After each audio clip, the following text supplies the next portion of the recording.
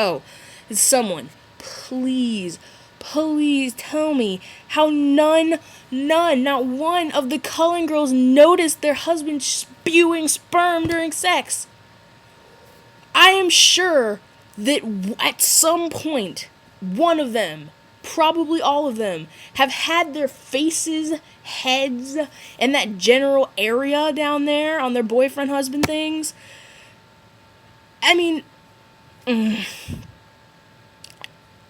none of them thought, oh, sperms or venoms are coming out of my boyfriend's impossible erection. How? You can't have as much sex as Emmett and Rosalie say that they have had and not notice this. It doesn't make any freaking sense. And, like, they didn't notice it. None of them noticed it. They didn't think, oh, maybe we should warn Eddie and Bella that she's either going to get pregnant because this might be, live sperm, but I doubt it. Or, she might burn from the inside out from your venomous load. It just... think about it. They are all sexually active vampires. I mean, he went and he asked them about it. And they're like, oh, yeah, I've never noticed myself ejaculating. I never noticed that I have sperm. Whoops. Sucks to be you, Edward. Okay. Now, in the Faded interview, Steph answered the questions, can vampires have babies? And what happens when a woman is pregnant and gets changed? With, no. Quoted, in the Twilight universe, most bodily fluids are replaced by the vampire's venom. This replaces the saliva and other fluids. When a human is changed to a vampire, they are essentially frozen and thus will stay the same way forever. She said, if a pregnant woman is changed, she will remain pregnant forever no matter what stage her pregnancy was in, 2 days or 8 months, and the baby will never be born.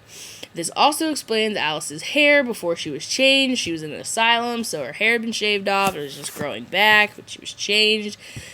Blah, blah, blah, blah, blah. I'm sorry, but that most does not justify sperms. It just doesn't. Vampires cannot have kids because their bodies are frozen in time, no longer producing any natural body fluids, not even flipping tears, just venom, which isn't natural. But they can still impregnate humans. If Edward's reproductive system still works, why can't that exception hold true for the chicks? I mean, the only difference is that the chicks have to get fat.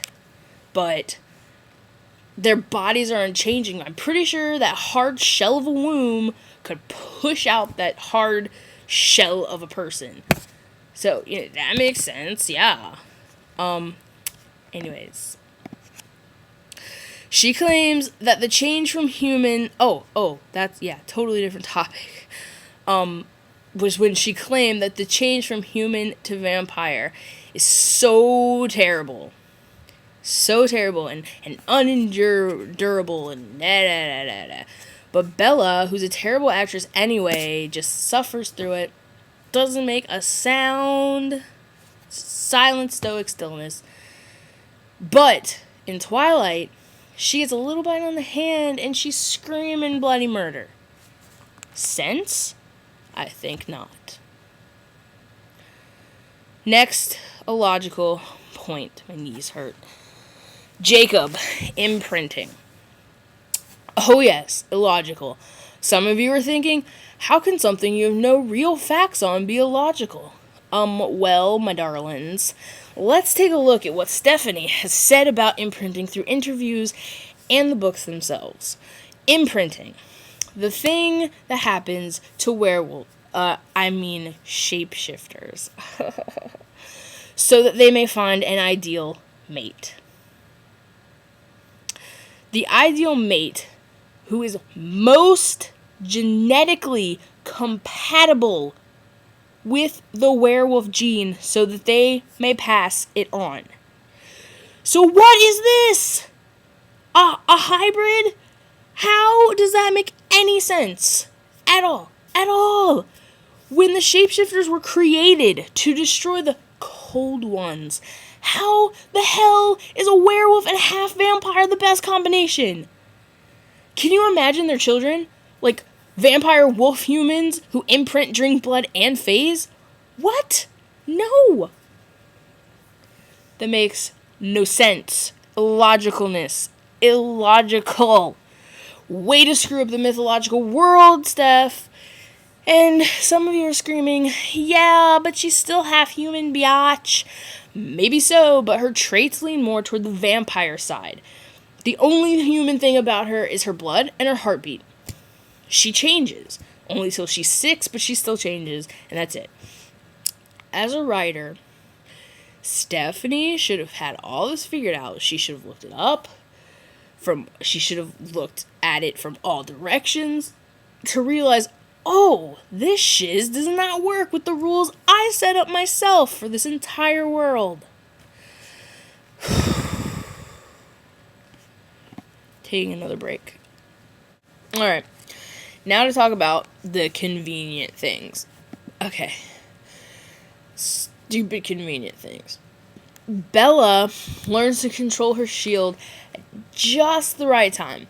Not only can she control it, but she doesn't even have to overdo herself trying to stretch it out because, surprise, the shapeshifters are linked to the alpha. Lame convenience. Obviously, Quill and Claire were set up just to explain Jacob imprinting on Nessie, which is still totally illogical due to what I said before about them not being compatible to make werewolf babies at all. Okay, oh my god. Elazar's power was the biggest cop-out ever. It's like, hey, his power just happens to be the power to detect others' powers. Yay, Bella doesn't have to figure out her own damn power. It's so convenient. It's like, what? Why? Why does it even exist? And don't even get me started on the end. The ending of this book was the biggest letdown I have ever had in my entire life. No exaggerating. I was like, what?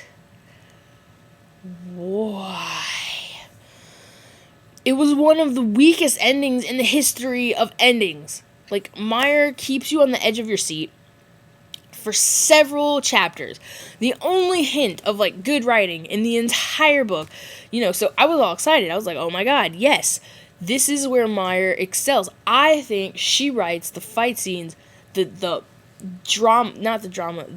action best. In all of the books, the action is the best written. So I'm like, oh, yes! Volturi throwdown! Who's gonna get it? Who's gonna get it? And I'm like, yeah, right? And then there was like, finally, a glimmer of the old amazing theme of choice, sacrifice, and consequence. I mean, Bella and Edward are gonna have to fight, and they're gonna have to survive, and they're gonna have to earn this happy ending. And, they would have to mourn the deaths together and overcome the hardships together, because that's what, it's what needed. A battle where, yes, people will be lost, but in the end it will be worth it. Instead, I got the most, epic non-battle that I've ever not read. What? I was like, no.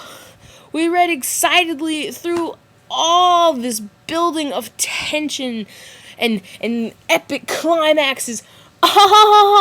Just kidding. We need to save our reps. Y'all have a nice day. Sorry for getting in the way.